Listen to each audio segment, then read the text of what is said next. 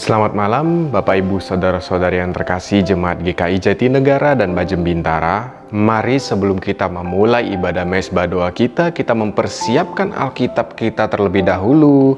Kemudian kita siapkan pikiran dan kita siapkan hati kita untuk mengikuti serangkaian mesbah doa malam hari ini.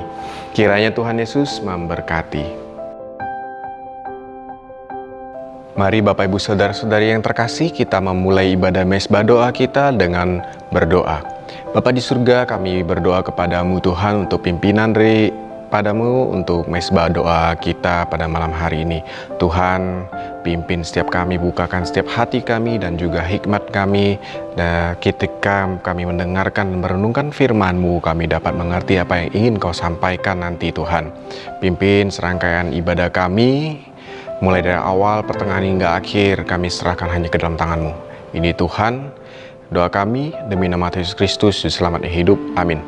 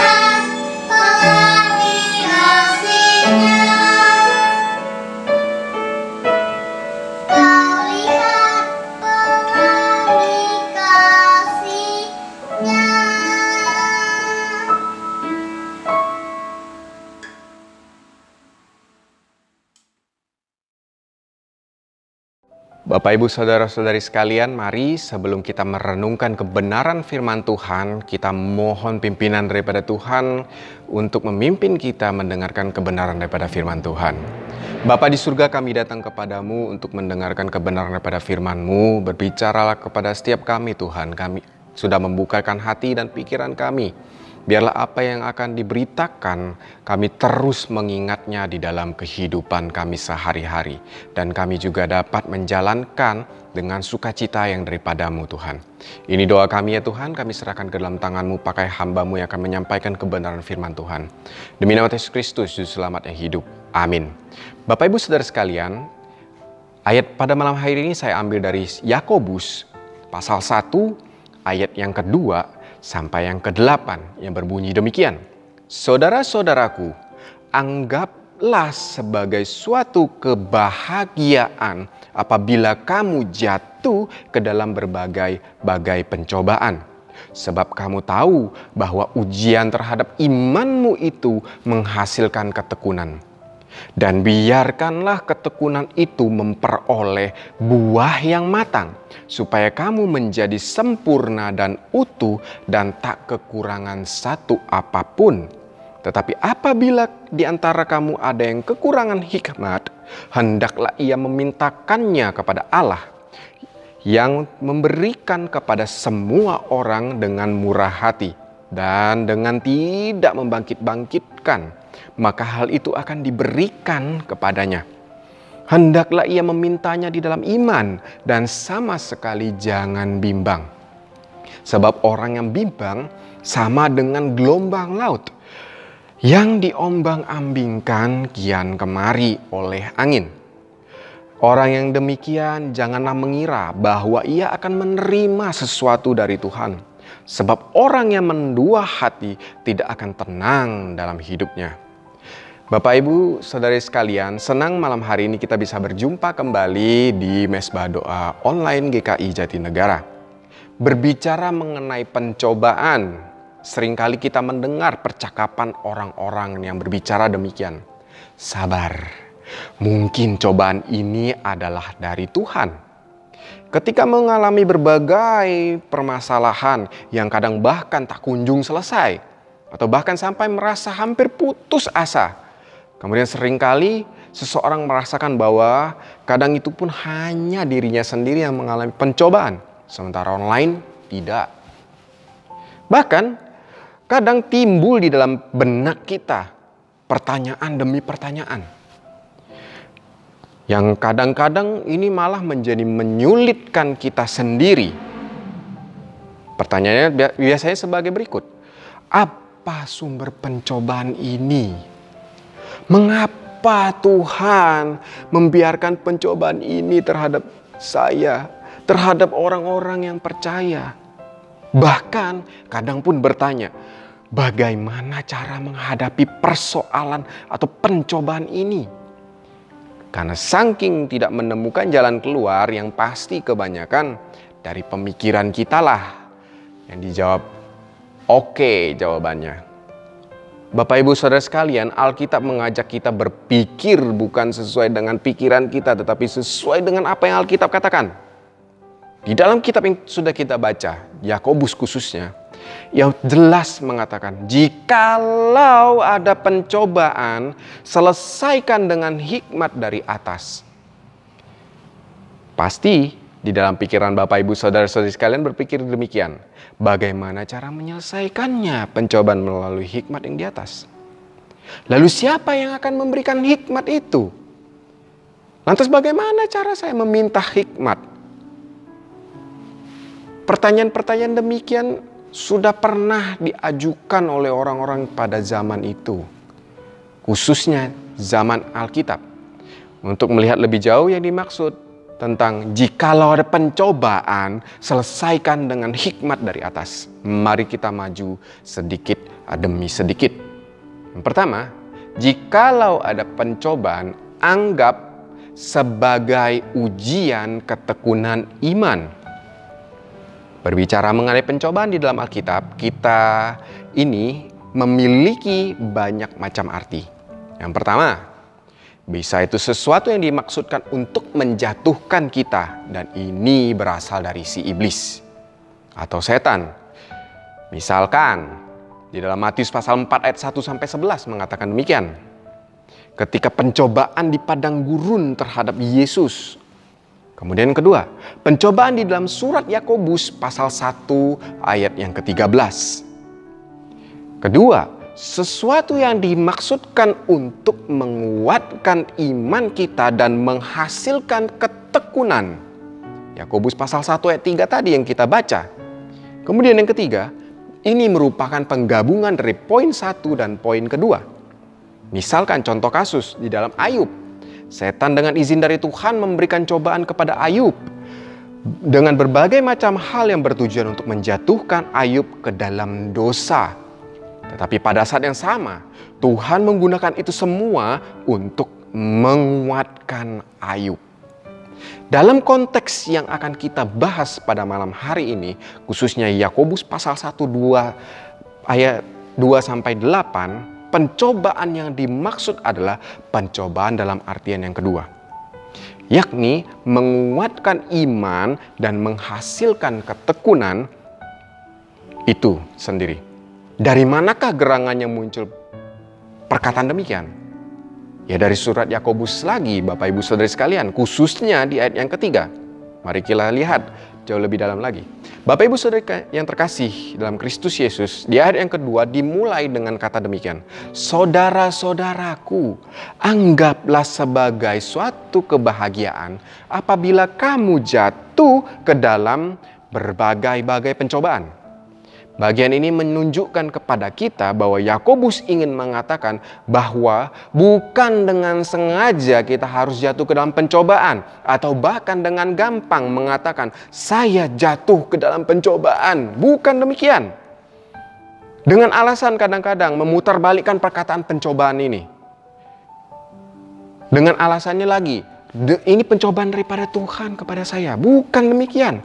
Tidak, dan bukan seperti itu maksud Yakobus. Akan tetapi Yakobus di sini mengajak segenap para pembaca suratnya, termasuk kita, untuk menganggap sebagai suatu kebahagiaan ketika merasa pertama tertekan. Mereka di zaman Alkitab sudah pasti tertekan dengan pemerintahan. Kemudian tertekan dengan permasalahan perekonomian. Ketiga, tertekan ketika mereka merasa tertindas karena orang-orang yang tidak menyukai kekristenan. Khusus kita zaman sekarang merasa tertekan masa pandemi. Maka dari itu, Yakobus memunculkan kembali kata sukacita dan atau bisa disebutkan anggaplah sebagai suatu kebahagiaan yang memiliki kata dasar sama di dalam bahasa aslinya dan diletakkan paling depan di dalam bahasa asli. Bagian ini juga merupakan suatu surat pastoral, seperti memberi peringatan dan kekuatan kepada para pembaca, para penerima surat itu untuk tetap bersukacita dan menganggap pencobaan ini merupakan ketekunan iman atau ujian iman. Mungkin dari sebagian kita bertanya, mengapa orang Kristen yang harus dipenuhi dengan sukacita yang murni ketika pencobaan datang? Yakobus di sini dengan jelas mengatakan, karena Anda tahu bahwa ujian terhadap iman Anda mengembangkan ketekunan. Nah, yang menjadi kata kuncinya di sini adalah kata tahu. Orang percaya tahu ketika pencobaan datang, Tuhan senantiasa berada di sisinya. Dan Tuhan tidak pernah jauh. Orang percaya juga tahu bahwa pencobaan itu juga bukan berasal dari Allah. Sudah pasti daripada si iblis. Akan tetapi kadang kita meragukannya hal itu. Kemudian kita akan maju sedikit tentang ujian. Di dalam bahasa Inggris digunakan kata testifying atau pencobaan atau diuji. Istilah ini adalah penjelasan lebih lanjut dari ekspresi pencobaan, khususnya di ayat yang sebelumnya, di ayat yang kedua. Dan ini merupakan peringatan untuk para pembaca surat Yakobus di mana mereka harus menderita kesedihan dalam segala jenis pencobaan. Orang percaya mengalami ujian dalam arti proses pemurnian. Secara simpelnya, iman itu dimurnikan sama seperti emas yang dikenakan di api peleburan. Amsal pasal 27 ayat yang ke-21. Seperti tukang emas ketika menghilangkan kotoran yang asing pada logam, demikian juga Tuhan memurnikan iman orang percaya dari dosa. Kemudian disambung lagi dari Yakobus dengan ketekunan adalah kualitas dalam diri manusia yang menuntut kekaguman. Secara positif, ketabahan keteguhan dan ketekunan adalah di antara kebajikan yang paling mulia. Kualitas seperti ini dicontohkan oleh Ayub. Nah, Yakobus mengharapkan agar setiap orang percaya memandang pencobaan itu sebagai ujian yang harus disyukuri, bukan menjadikan sebagai hukuman. Dan pada akhirnya Yakobus juga menjelaskan pula akan hasil dari pencobaan ini, yaitu di ayat yang ketiga. Di sini Yakobus berbicara tentang sikap hati terhadap permasalahan. Dalam bahasa aslinya merujuk kepada kegembiraan atau sukacita adalah hasil dari pencobaan. Dalam Ibrani pasal 12 kita bisa melihat bahwa salah satu metode Tuhan kepada secara kehidupan orang percaya secara harafiah itu memberikan suatu pelatihan. Baik itu pencobaan, penderitaan, pengujian memang kadang-kadang tidak masuk akal dan tidak ada artinya jikalau tidak ada tujuan yang baik untuknya. Dan untuk itu Paulus di dalam Roma pasal 8 ayat 28 dengan tegas dan jelas mengatakan kepada kita semua, hanya kesabaranlah yang membuat setiap orang Kristen menjadi dewasa. Dan ini jelas mengingatkan kita akan dari hasil buah roh. Dengan demikian, Yakobus menutup itu semua dengan kata sempurna dan tidak kekurangan apapun. Kata sempurna ini tidak tentu berarti tanpa dosa. Yakobus dalam pasal yang ketiga ayat yang kedua mengatakan kita tersandung banyak hal. Nah, Yakobus di sini bermaksud untuk menyampaikan konsep keutuhan, yaitu tidak tertinggal dalam apapun, baik itu konsep dunia ataupun konsep pemikiran duniawi. Bapak Ibu Saudara yang terkasih, mungkin ada banyak di antara kita berpikir, jikalau dapat janganlah pencobaan itu dalam kehidupan saya hadir.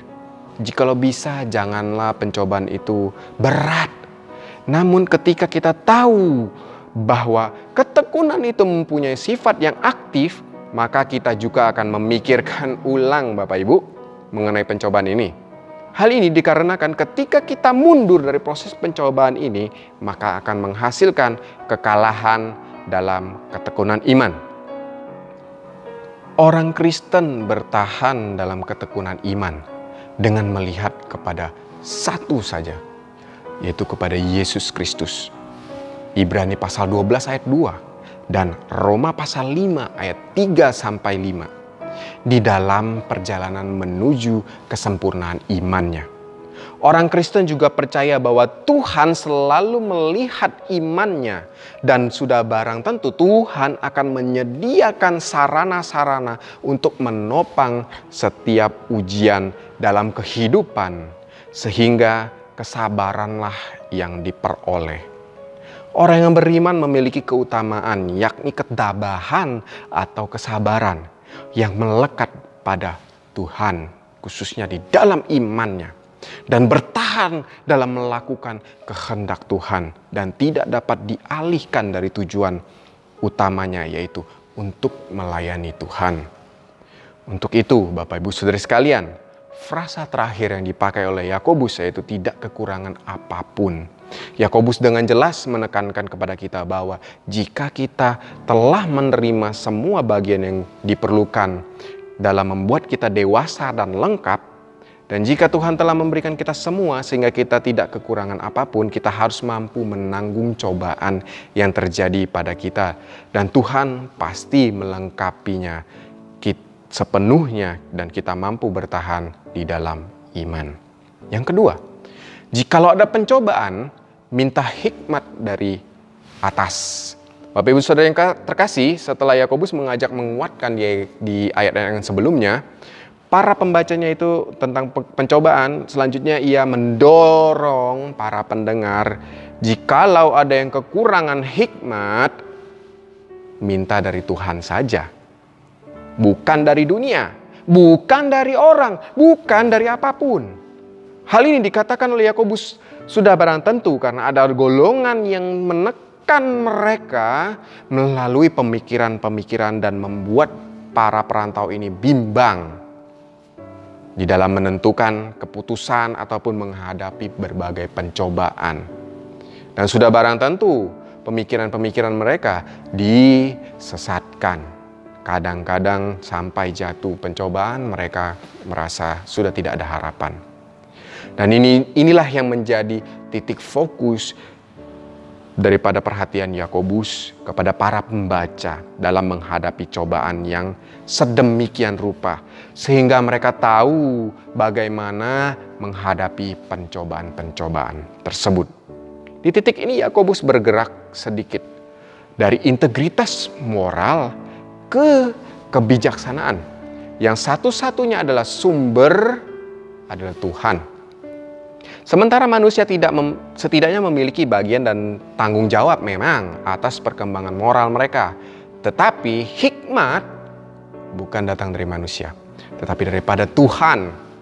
Di dalam perjanjian baru secara umum, hikmat itu terkait dengan pemahaman akan tujuan dan rencana Tuhan dan menunjukkan tekad untuk hidup sesuai dengan kebenaran Tuhan. Nah, Bapak Ibu Saudara sekalian, kata kekurangan hikmat yang dipakai oleh Yakobus ini merupakan bagian pertama dari pernyataan yang faktual dalam kalimat bersyarat. Penulis berkata kepada para membaca suratnya seperti demikian kalau terjemahan bebasnya. Saya tahu Anda tidak akan mengakuinya, tetapi Anda membutuhkan kebijaksanaan. Secara naturnya manusia itu memang mandiri dan ingin menyelesaikan masalah sendiri dengan membuat keputusan-keputusan sendiri. Untuk itu manusia harus dapat mengatasi kesombongan, di mana ketika mengakui bahwa ia seolah-olah bisa tetapi padahal tidak bisa. Karena ia membutuhkan kebijaksanaan daripada Tuhan. Nah, bagian ini juga sama dengan ayat yang dipakai dalam ayat sebelumnya, Bapak Ibu Saudara sekalian. Di situasi dan tekanan yang dialami oleh para pembaca, maka diperlukan kebijaksanaan atau hikmat. Dalam bahasa aslinya menggunakan kata Sophia. Nah, hikmat merupakan satu istilah besar di dalam agama praktis. Namun yang menjadi pertanyaan, di manakah kebijaksanaan atau hikmat itu bisa ditemukan? Amsal pasal 1 ayat 7 mengatakan dengan jelas, takut akan Tuhan adalah awal pengetahuan. Hal ini menyiratkan kepada kita bahwa pengabdian kepada Allah dan tekad untuk berjalan sesuai kehendaknya ini merupakan anugerah Tuhan, bukan dari watak asli manusia, bukan dari pemikiran manusia, bukan dari kesombongan manusia. Oleh karena itu, Yakobus menggunakan kata kerja meminta kepada Tuhan yang merupakan konstruksi satu gramatikal menunjukkan pilihan Allah yang tersembunyi. Maka dari itu, Bapak Ibu Saudara sekalian, orang percaya harus meminta hikmat dari Tuhan. Yakobus menyiratkan bahwa Tuhan adalah sumber hikmat dan itu adalah milik Allah. Di dalam Amsal pasal 2 ayat 6 mengatakan, karena Tuhan memberi hikmat dan dari mulutnya keluar pengetahuan dan pengertian. Dalam perjanjian baru menyatakan bahwa orang Kristen menerima hikmat dan pengetahuan itu berasal dari Tuhan. 1 Korintus pasal 1 ayat 30. Adalah benar ketika kita mengatakan bahwa ada perbedaan antara hikmat dan pengetahuan. Ketika mengatakan pengetahuan tanpa hikmat itu bernilai kecil. Donald Guthrie, seorang teolog yang cukup terkenal, mengatakan jika hikmat adalah penggunaan pengetahuan yang benar, hikmat yang sempurna mensyaratkan pengetahuan yang sempurna. Untuk itu, menjadi dewasa dan lengkap, orang percaya harus pergi kepada Tuhan untuk mendapatkan hikmat. Tuhan rela memberikan hikmat kepada siapapun dengan memintanya dengan rendah hati. Gudang hikmat Tuhan itu tidak terbatas. Dan dia akan memberikan gift-nya ini, hadiah ini dengan murah hati kepada semua orang tanpa menemukan kesalahan. Yang ketiga, kita akan melihat poin terakhir. Jikalau ada pencobaan, selesaikan dengan hikmat dari Tuhan dan jangan bimbang. Bapak Ibu Saudara sekalian, bagian ini Yakobus mengulang kembali sedikit kata-kata kunci yang perlu diperhatikan di ayat yang sebelumnya. Hari ini dikarenakan saling ditonjolkan dan sangat kontras. Di awal, implikasi Yakobus mengajar bahwa Tuhan menginginkan ketulusan hati dan dengan murah hati memberikan tanpa syarat ketika Tuhan memberikan hadiah itu. Tapi Tuhan juga mengharapkan orang tersebut datang kepadanya dalam doa tanpa syarat. John Calvin, seorang teolog yang sudah kita kenal pastinya, mengatakan, "Aku mempersembahkan hatiku kepadamu ya Tuhan, dengan segera dan dengan tulus." Intinya Tuhan ingin orang beriman meminta hikmat dengan ketulusan dan dengan kepercayaan. Yang jelas pastinya Tuhan tidak menginginkan kontras antara iman dan keraguan-raguan di dalam hati terutama. Yakobus dengan tegas menjelaskan dan menerangkan bahwa jikalau seorang yang telah diberikan hikmat dari Tuhan, kalau datang pencobaan, maka harus diselesaikan dengan hikmat dari Tuhan. Bukan dengan hikmat sendiri, bukan dengan hikmat dari orang lain. Tetapi bagaimana caranya? Yakni memperbanyak membaca kebenaran firman Tuhan, dekat dengan Tuhan, bukan dengan asal cuap saja, bukan karena pengetahuan kita dan bukan karena pengalaman kita yang lebih daripada orang lain, bukan dengan demikian. Tapi dengan kerendahan hati, dengan hikmat daripada Tuhan.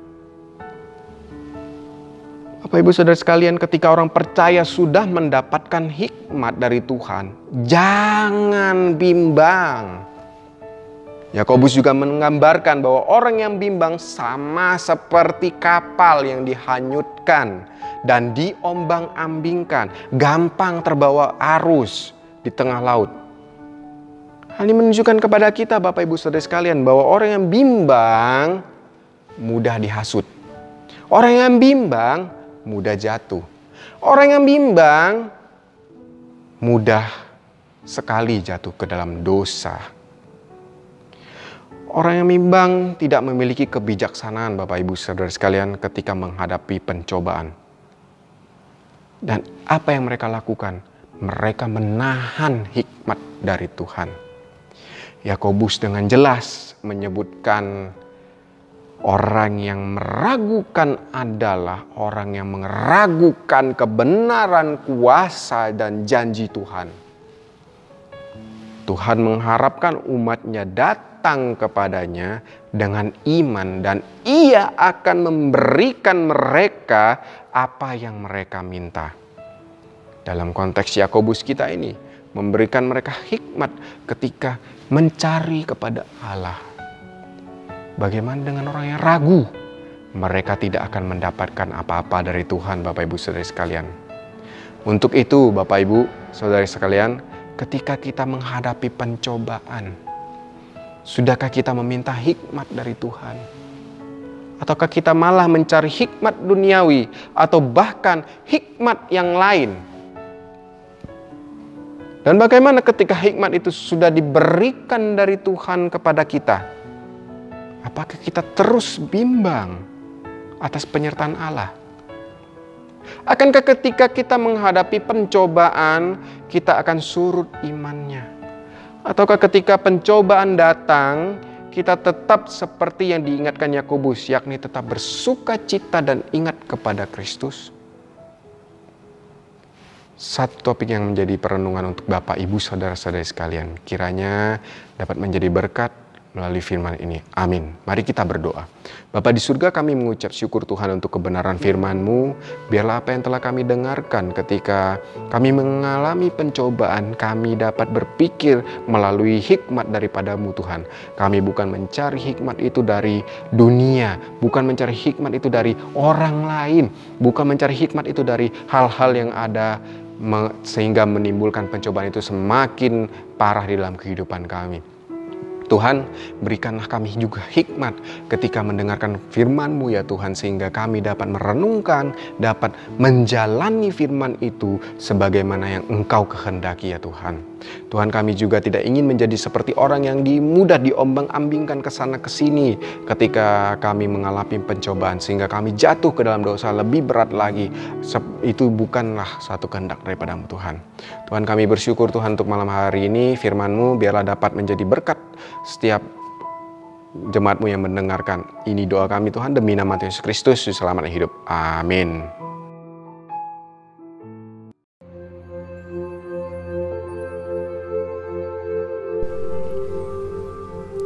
Mari Bapak Ibu Saudara-saudari yang terkasih, yang pertama kita berdoa memohon hikmat daripada Tuhan dalam menjalankan kehidupan kita sehari-hari.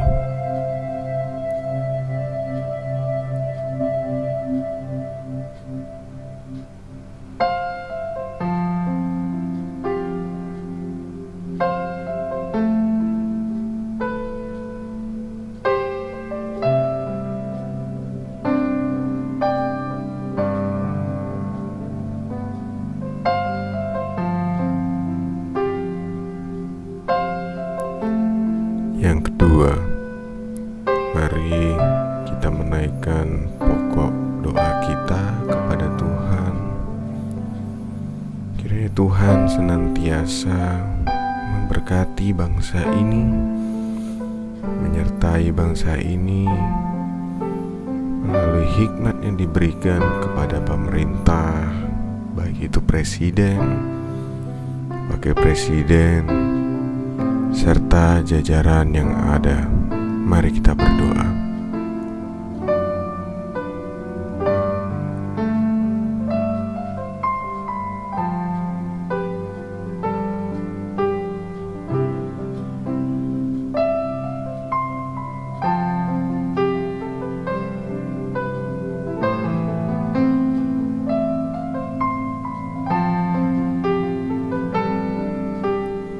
Yang ketiga, mari kita berdoa kiranya dapat menjalani berbagai macam pencobaan dalam kehidupan kita melalui hikmat yang diberikan oleh Tuhan senantiasa pada segenap jemaat GKI Jatinegara dan Bajem Bintara. Mari kita berdoa.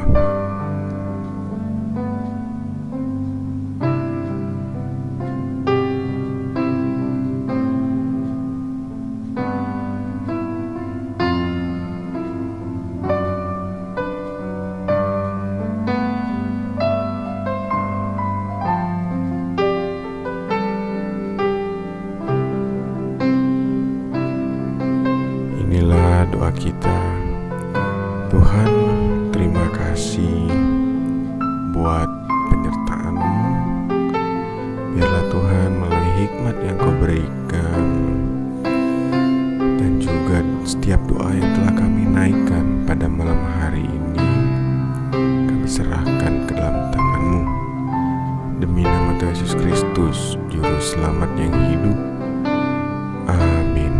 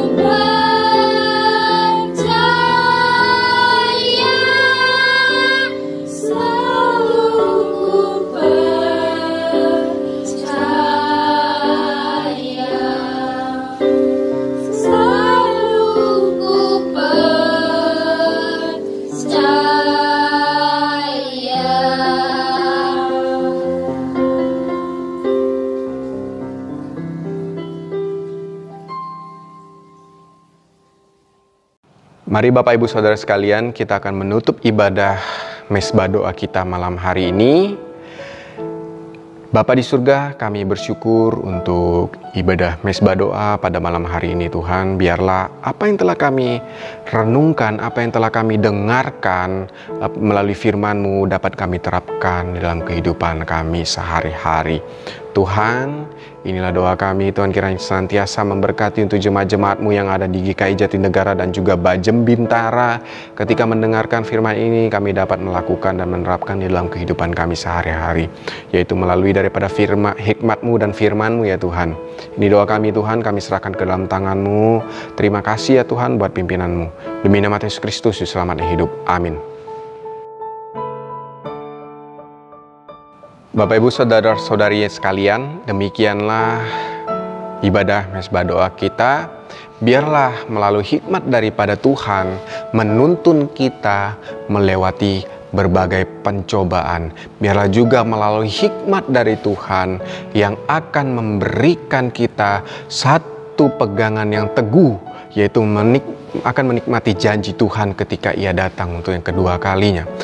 Biarlah melalui perenungan firman pada malam hari ini juga yang menuntun kita sehingga kita tidak diombang-ambingkan oleh hikmat daripada dunia. Kiranya Tuhan Yesus memberkati. Amin.